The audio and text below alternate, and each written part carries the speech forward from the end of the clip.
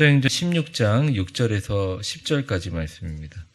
제가 가지고 있는 성경 214페이지입니다. 화면도 있으니까요. 같이 한번 읽어보겠습니다. 사도행전 16장 6절에서 10절까지 같이 읽겠습니다. 시작. 성령이 아시아에서 말씀을 전하지 못하게 하시거늘 그들이 부르기아와 갈라디아 땅으로 다녀가 무시아 앞에 이르러 비두니아로 가고자 애쓰되 예수의 영이 허락하지 아니하시는지라. 무시아를 지나 드로아로 내려갔는데 밤에 환상이 바울에게 보이니 마게도냐 사람 하나가 서서 그에게 청하여 이르되 마게도니로 건너와서 우리를 도우라 하거늘 바울이 그 환상을 보았을 때 우리가 곧 마게도냐로 떠나기를 힘쓰니 이는 하나님이 저 사람들에게 복음을 전하라고 인정함이로라. 아멘. 여러분들이 다 아는 오늘 본문은 세계 역사의 선교의 지평을 바꾸는 엄청난 사건입니다. 하나님의 주도와 섭리로 인한 계시적인 사건이죠. 성령이 아시아로 복음을 전할 생각을 가진 바울의 길을 막았어요. 저는 지금 생각해도 이 소아시아와 중앙아시아로 뻗어나가는 어떤 바울의 2차 전도 여행의 그 기점이 바울이 처음에 선택한 길들이 어느 정도 아주 타당하다는 생각을 합니다. 솔직히 말하면 이 아시아가 지금 얘기하는 우리 동북아시아를 얘기하는 건 아니에요. 소아시아와 중앙아시아죠. 좀 복음이 다르지 않았을까? 여러분들 지금 기독교를 우리가 받아들였지만 미국이라는 나라를 통해서 선교를 우리가 선교의 대상이 되었고 미국적인 기독교를 믿고 있는 거잖아요. 또 선교사님들이 그래서 다분히 어떤 서양적인데 현재 지금도 있는 소아시아와 중앙아시아는 약간 지금이 말한 유럽과 서양의 문화하고는 좀 다릅니다. 만약에 복음이 먼저 그렇게 전해졌다면 그리고 그 복음이 우리나라에 왔다면 아마 조금 더 다른 깊이 어쩌면 우리 동양적인 접점과 많이 만났지 않을까 이런 생각을 합니다. 바울은 1차 전도여행을 통해서 되게 많이 깨달았어요. 정말 동역하는 사람이 얼마나 중요한지. 진짜 바울은 여러 번 생각을 한 것 같아요. 그래서 과감하게 미안한데 좀 볼륨 약간만 좀 낮추실래요? 미안해. 내가 지금 소리가 조금만 됐어요. 얼마나 중요한지. 그래서 정말 자기 후계자로 삼았던 마가 요한을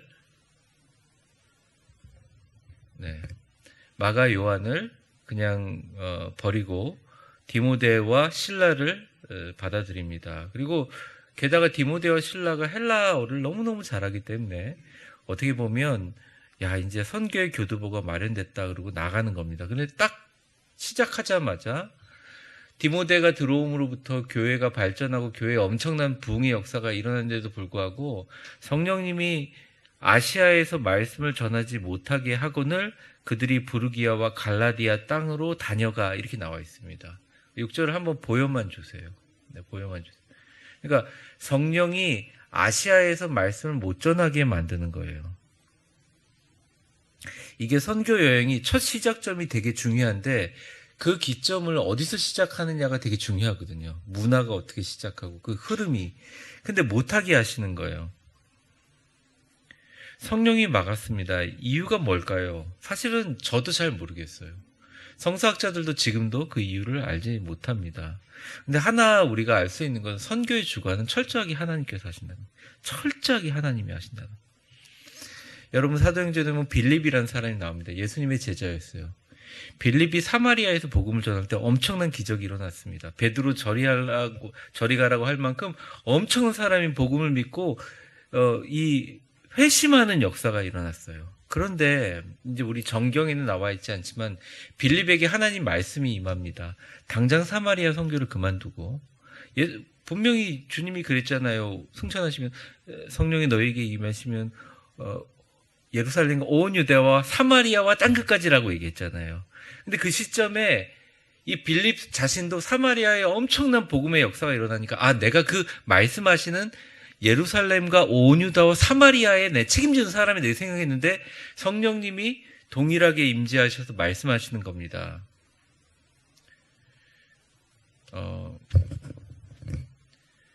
사마리아로 가지 말고 거기서 돌아와서 광야로 다시 가라. 이렇게 얘기하시는 거예요. 근데 보통 사람도 순종하기 어렵잖아요. 너무 많은 축복의 역사가 일어나고 사실은 사마리아에 하나님의 복음이 전해진다는 건 예수를 받아들이는 어마어마한 일이잖아요. 그런데도 빌립은 순종하고 광야로 갑니다. 광야에 가다가 누구를 만나느냐? 에티오피아 내시를 만나요. 우리가 내시 그러면 막 고자 이렇게 생각하잖아요.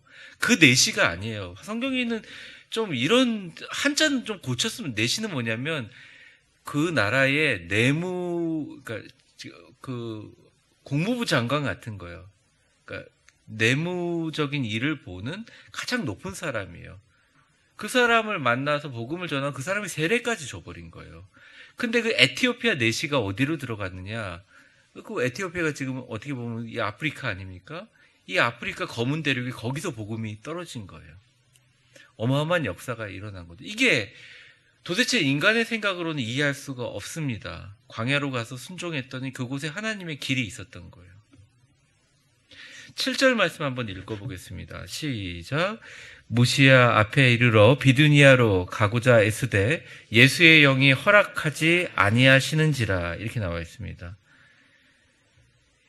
부르기아로 갈라디아 땅으로 이 원래 직진으로 가지 말고 좀 돌아서 무시아 앞으로 지나서 비두니아로 가려고 그랬어요. 이제 비두니아는 이 중앙아시아로 넘어가는 교두보가 아니라 아예 중앙아시아 쪽으로 가장 빠른 길로 틀어버리는 거죠.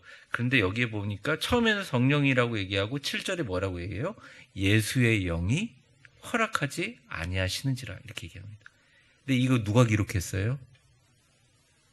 제가 정답 얘기했잖아요. 누가가 기록했죠. 사도행전은. 왜 이렇게 모르는 척 하세요? 누가가 기록했잖아요. 누가가 의사라고요. 의사. 근데 의사가 사실은 전문적인 용어를 사용해야 되는데 앞에는 성령이라고 해놔놓고 두 번째는 예수의 영이 허락하지 않느니라라고 했어요. 근데 여기서 누가가 하지 못한 말이 있어요. 그건 좀 이따 말씀드릴게요. 그래서 무시아를 지나가지고 이제는 마지막으로 갈 곳이 드로아밖에 없는데 8절을 한번 보여주십시오. 무시아를 지나 드로아로 내려갔는데 밤에 환상이 바울과 모든 사람들에게 보이게 되는 겁니다.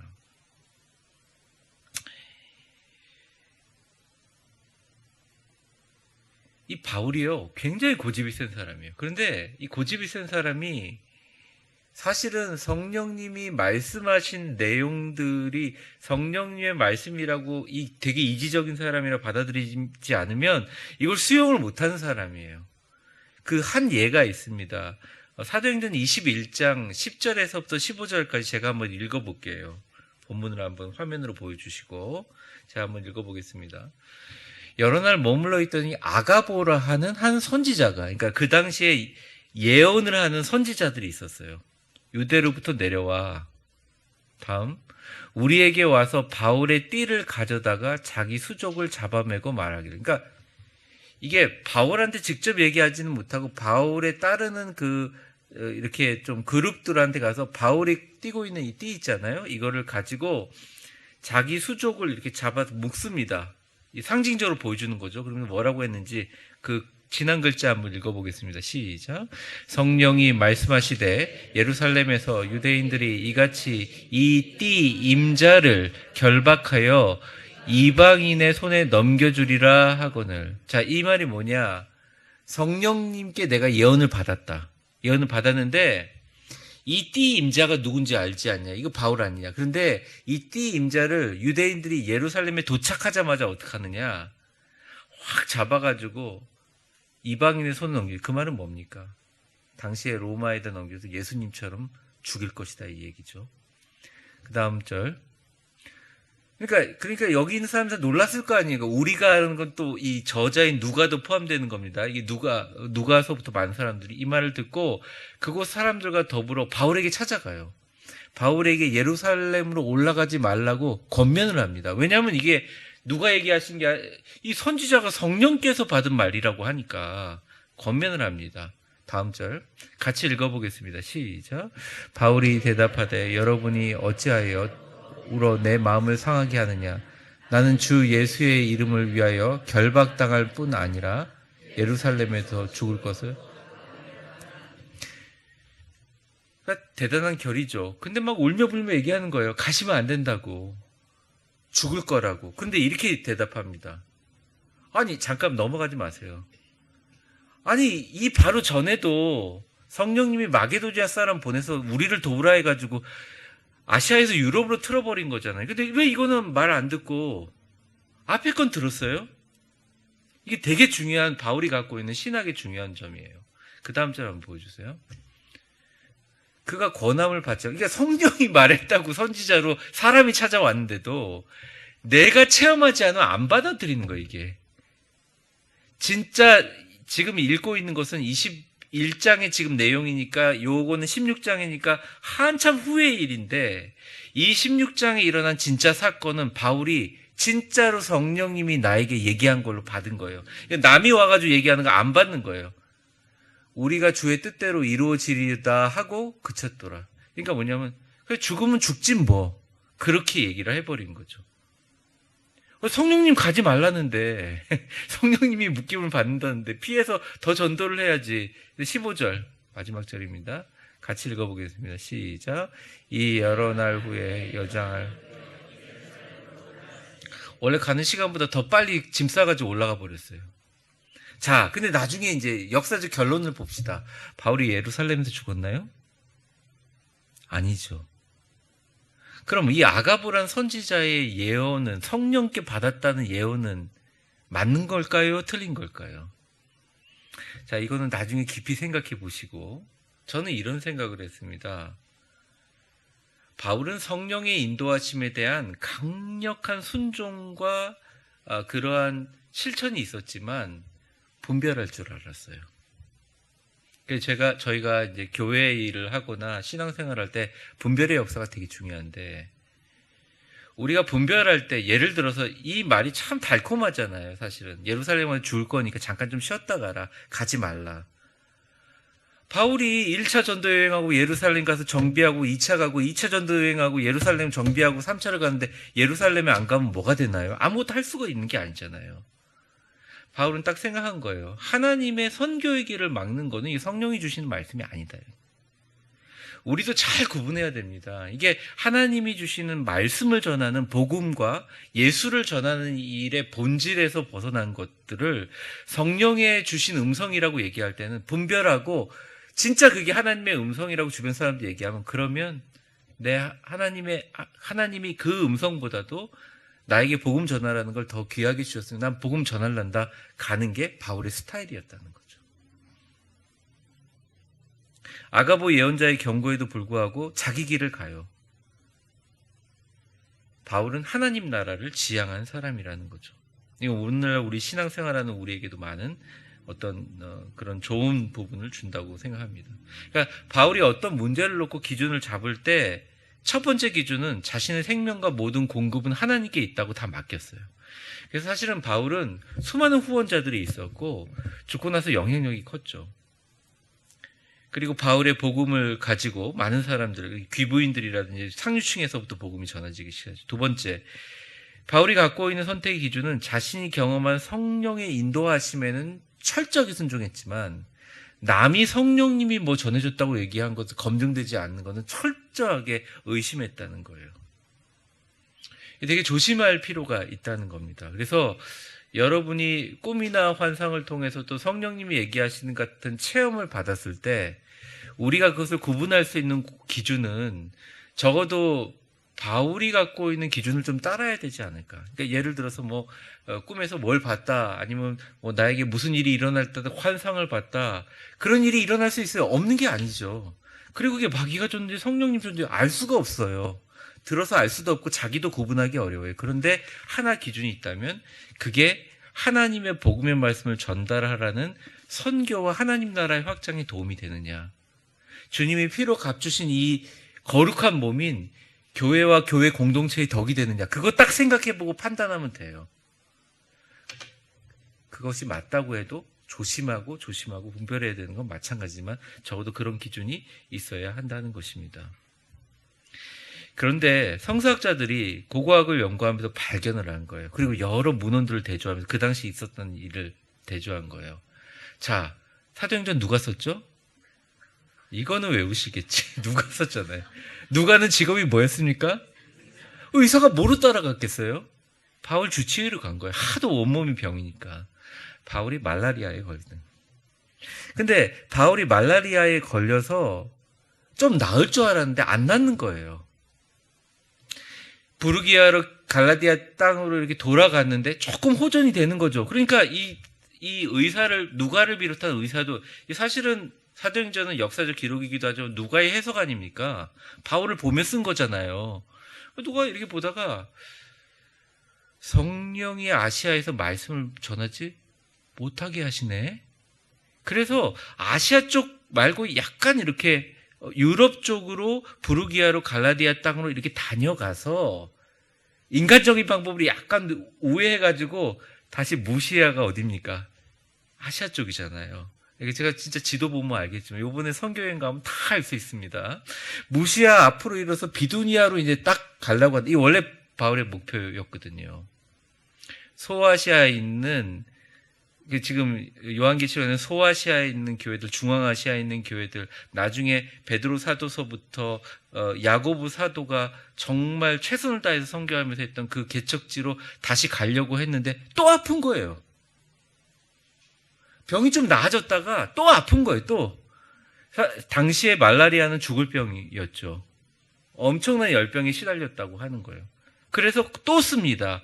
예수의 영이 허락하지 않으셨다. 이게 막는다는 뜻이 아니라 헬라어 원문을 보면 전하지 못하게 하시거든요. 전하지 마! 이게 아니라 전하고 싶은데 이런 거잖아요. 제가 오늘 만약 지방 갔다 와서 몸이 너무 아프고 입안이 다 터지고 이러면 발음이 안 되니까 강단에 못 쓸 거 아닙니까? 부목사님이 쓸 거 아니에요. 그러니까 이거를 전하지 못하게 하시는 거지 하지 말라 이게 아니에요. 또 예수의 영이 허락하지 않으시냐 이런 거 있잖아요. 저희가 열심히 전도하고 싶은데 다리가 부러져 버렸어요. 미랄마트 가서 전도해야 되는데 어떻게 해요? 할 수가 없잖아요. 집에 누워있을 수밖에. 그러니까 이런 식으로 누가는 받아들였던 겁니다. 그리고 그렇게 해석을 했던 거예요. 그런데 8절에 보면 8절 한번 보여주세요. 이게 우리가 아무래도 이쪽 경로로 가는 게 뭔가 그래서 그러면 딱 중간 드로아라는 지역이 어떤 지역이냐면 중앙아시아와 유럽이 만나는 딱 항구예요. 드로아 항구예요. 그 항구로 어떻게든 그러면 하나님의 인도하심이 있겠지. 항구로 딱 내려갔는데 자 이제 9절 보겠습니다. 그 밤에 일이 일어나죠. 같이 읽겠습니다. 시작. 밤에 환상이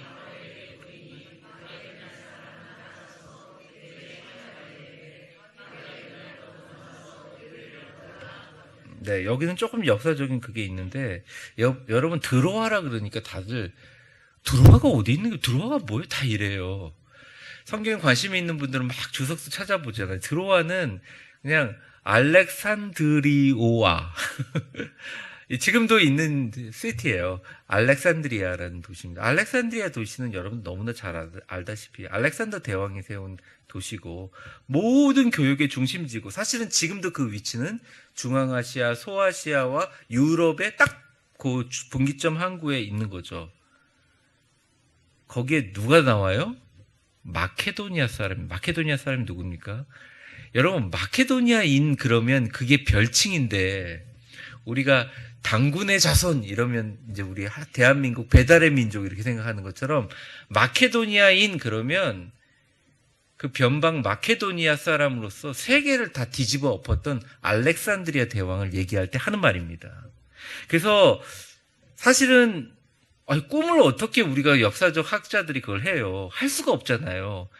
전부 다 여기에 누가가 바울의 증언을 듣고 꿈꾸고 나서 얘기한 거 아닙니까? 증언을 듣고 알렉산드리아라는 도시 드로아라는 항구에서 알렉산더 대왕이 이거 몇백 년 전까지는 이 말을 믿었어요. 알렉산드리아 대왕이 마케도니아 사람이잖아요. 마케도니아에 어디 길 가던 구멍가게 아저씨가 나온 게 아니라 알렉산드리아를 대표하고 그 당시 전 세계를 한번 다시 뒤집어 엎을, 어떻게 보면 세계 역사를 바꿀 만한 모르는 사람이 없었을 거 아니에요. 그 사람을. 마케도니아인이 우리 모든 세계를 잡아먹고 있다. 근데 그 마케도니아 사람이 나와서 뭐라고 하냐면 우리를 도우라 얘기를 하는 겁니다. 근데 바울이 그게 누군지는 사실은 없어요. 제가 성경에 없는 말을 할 수 없잖아요. 추정은 그렇게 한다는 거예요. 근데 그 말을 듣더니 10절입니다. 오늘 마지막 절. 같이 읽겠습니다. 시작. 바울이 그 환상을 보을 때 우리가 곧 마케도니아로 떠나기를 힘쓰니 이는 하나님이 저 사람들에게 복음을 전하라고 우리를 부르신 줄을 인정함이로라. 그러니까 여기서 우리는 누가, 실라, 디모데, 그다음 바울의 선교팀 모두를 얘기하는 거예요. 이 말 딱 듣고 인정했다는 거예요. 이 다 납득이 안 되는 일이잖아요.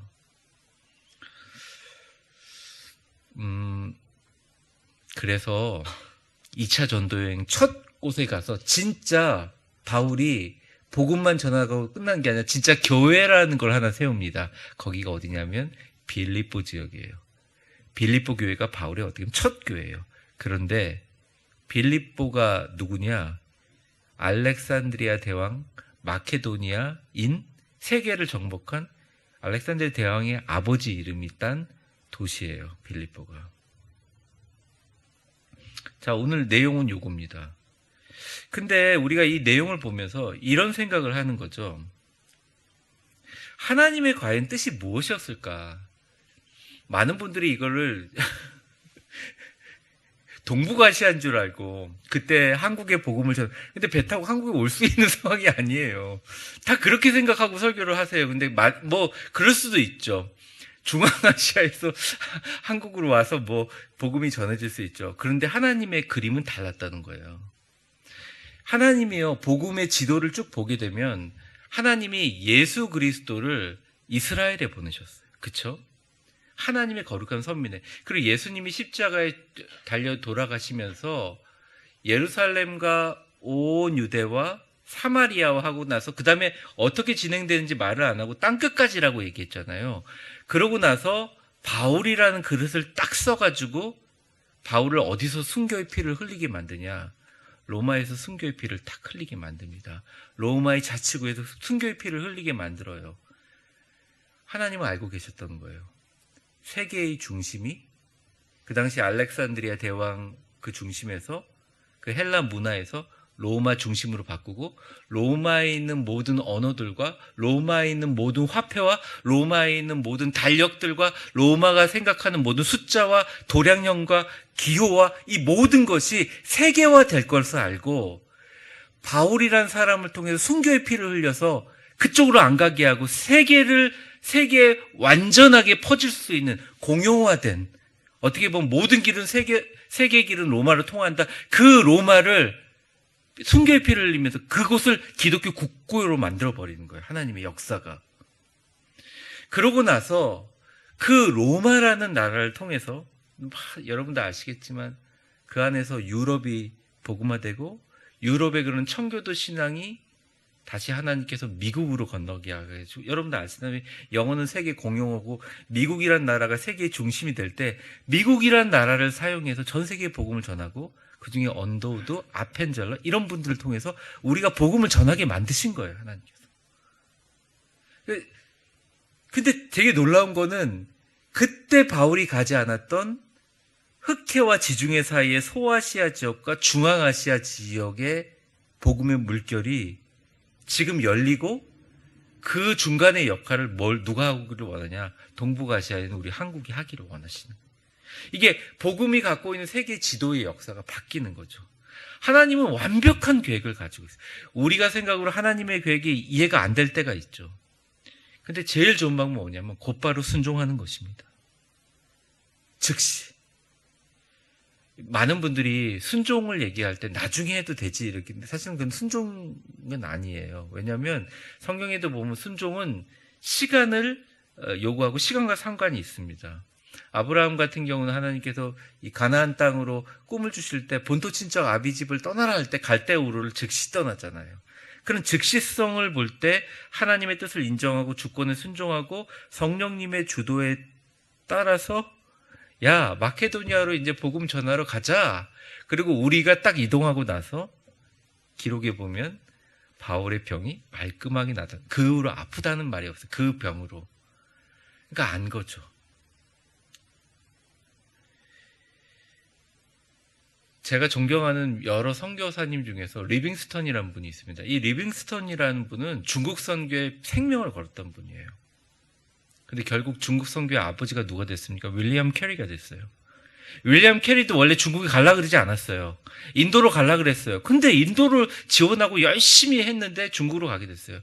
그리고 리빙스턴은 중국으로 선교 가려고 열심히 준비했는데 아프리카로 간 거예요. 그리고 그 리빙스턴이 그 옛날 이티오피아 내시에게 빌립이 전해준 그 이티오피아 지역을 중심으로 해서 복음에 전달되고 예수의 복음을 믿고 있는 그 씨앗에 불을 붙여서 지금의 아프리카의 선교의 역사가 일어나게 된 것이에요.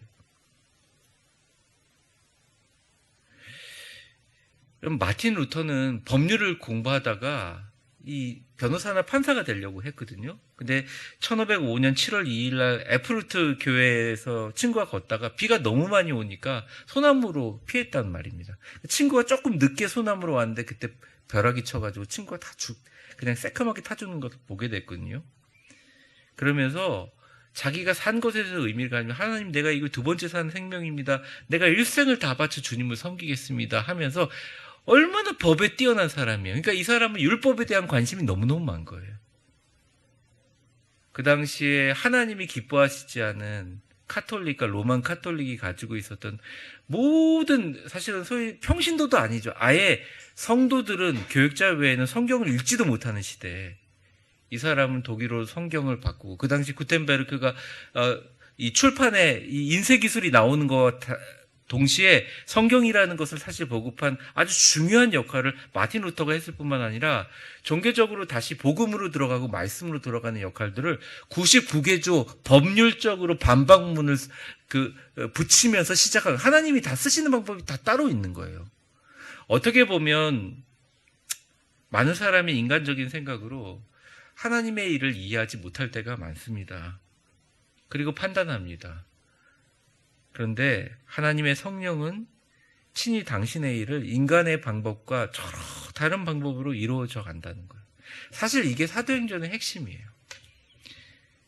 자, 이게 꼭 사도행전에 있는 생명 걸고 하는 선교에만 해당되느냐? 물론 해당도 되지만 우리의 삶에도 해당된다고 저는 생각합니다.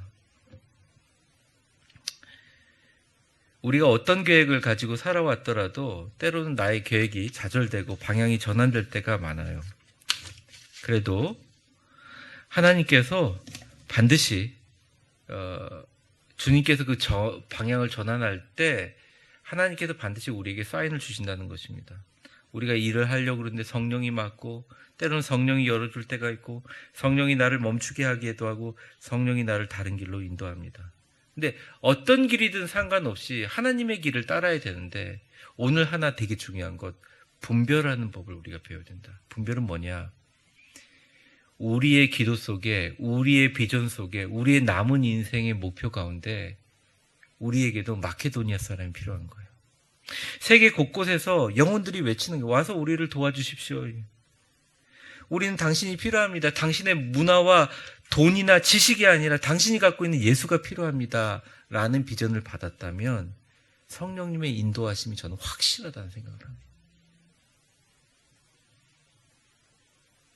돈도 아니고 문화도 아니고 지식도 아니고 우리가 갖고 있는 위세를 자랑하는 것도 아니고, 하나님의 죽어가는 영혼들이 와서 우리를 도와주라, 예수가 필요하다 하는 영혼들에게, 여러분 정말 저는 선교하는 방법을 몰라서요. 목사님들은 아시지? 거짓말.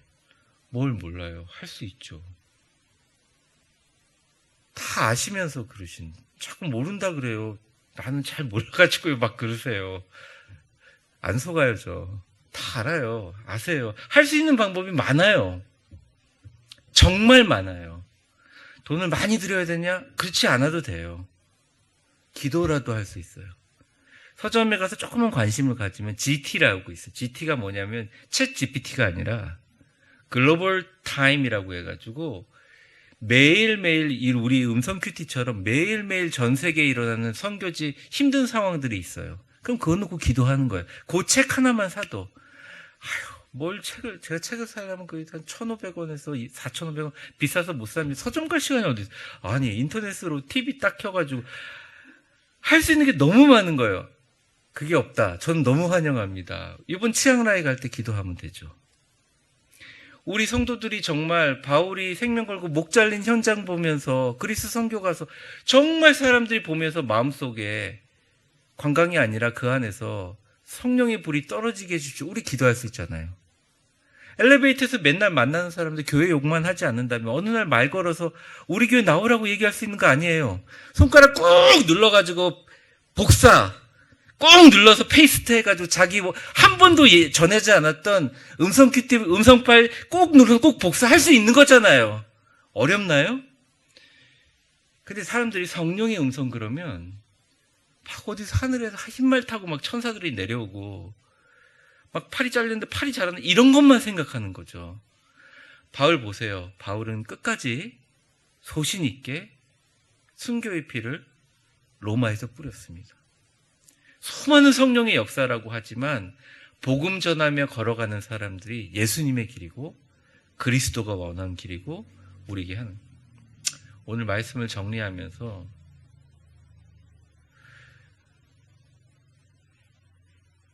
저는 이런 생각을 해요. 오늘 하루도 잠자기 전에 내가 누구 만나가지고 예수를 전한다 적이 없다면 한번 이렇게 생각해 봤으면 나는 누군가, 나는.